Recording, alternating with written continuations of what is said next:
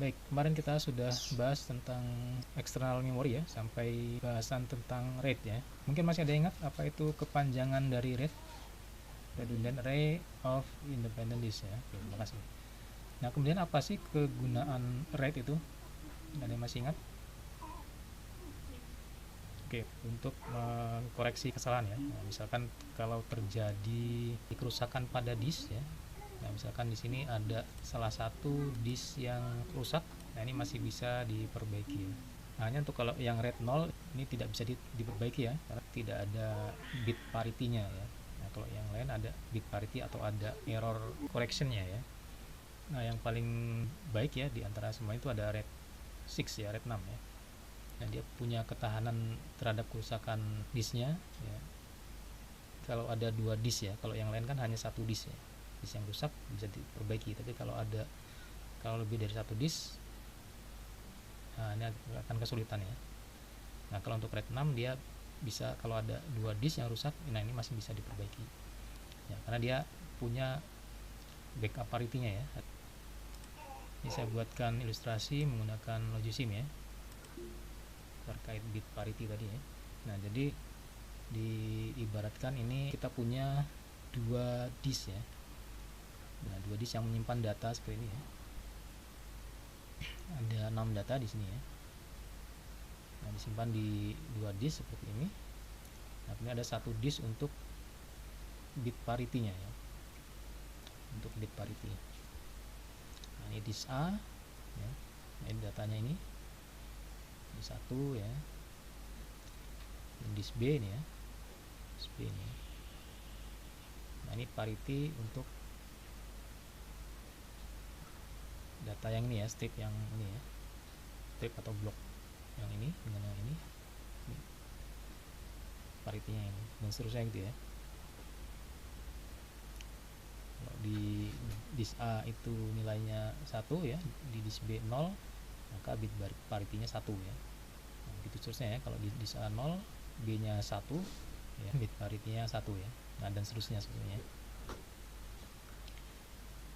Nah, ini apa hubungan antara nilai data A, B dengan bit parity ini? Ada yang tahu nggak nih? Nilai parity ini kan berdasarkan nilai A dan B ya. Nilai input A dan B ya. Ini kan outputnya ya. Nah, ini dapatnya dari mana? Jika diperhatikan polanya ya. Jadi ini salah satu keajaiban dari sistem digital ya. Nah, ini salah satunya, ini bisa mengembalikan data yang hilang ya. Nah, dengan sistem digital kita bisa manipulasi data ya, selain memperbaiki noise ya, dan juga kita bisa mengembalikan data yang hilang. Nah, dengan sistem digital atau lebih tepatnya aljabar boolean ya. Oke, XOR ya, menggunakan XOR ya. Ya, kalau XOR itu kan dia pakai, ada 2 tipe ya, nanti saya jelaskan ya.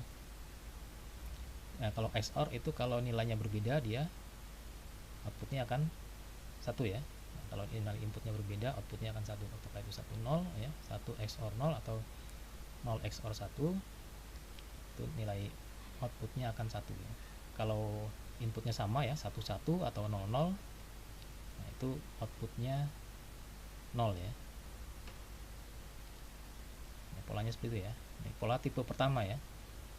Nah, pola tipe pertama itu kalau ada satu yang nilai 1, itu dia akan outputnya 1. Nah, nanti ada tipe XOR yang kedua, terutama untuk yang inputnya lebih dari 2 ya. Ini kan cuma 2 inputnya. Kalau yang 3 input atau 4 input ya, biasanya dia menggunakan pola yang menghitung jumlah bit satunya ya. Nah, yang bit satunya ganjil itu outputnya akan 1 ya. Sebaliknya kalau jumlah bit satunya genap atau tidak ada satunya ya, itu outputnya 0 ya. Nah, itu pola yang kedua ya. Kalau di Logisim kita bisa mengubah pola dari XOR di bagian propertiesnya di sini ya.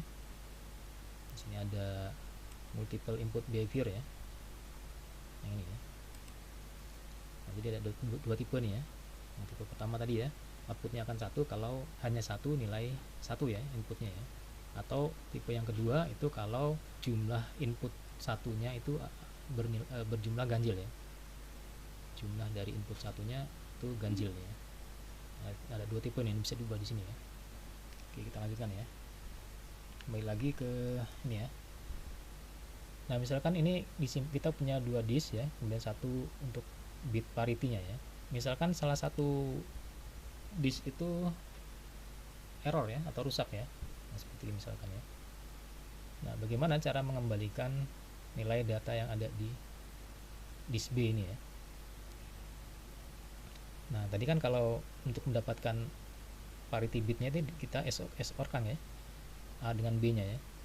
Nah, sebaliknya untuk mendapatkan nilai A ataupun B nanti, nah, kita bisa XOR kan. Nah, kalau ini kita mencari nilai B nya ya, kita XOR kan yang parity-nya dengan data yang ada di A ya. Nanti kita akan mendapatkan nilai B nya. Nah, kita misalkan di sini ya. Nah, ini data B nya ini tadi yang rusak ya, disknya ya. Ini kita XOR kan untuk nilai disk A dengan parity-nya ya. Nah, ini ya, nilai B yang di restore ya. Nilai B yang dikembalikan sama nih ya. Ini dapatnya dari parity, ini di XOR kan dengan A ya. Nah, atau misalkan yang error yang A misalkan ya. Nanti kita XOR kan yang nilai B ini dengan parity-nya ya. XOR kan nilai yang B dengan parity-nya. Nah, ini ya. XOR B dengan parity. Nah, ini kita dapatkan nilai A-nya sama ya. Nah, bisa dipahami sampai sini ya. Nah, bagaimana cara kerja dari rate tadi ya, atau lebih tepatnya cara kerja dari paritas ya, atau parity bitnya ya, untuk mengembalikan data yang hilang.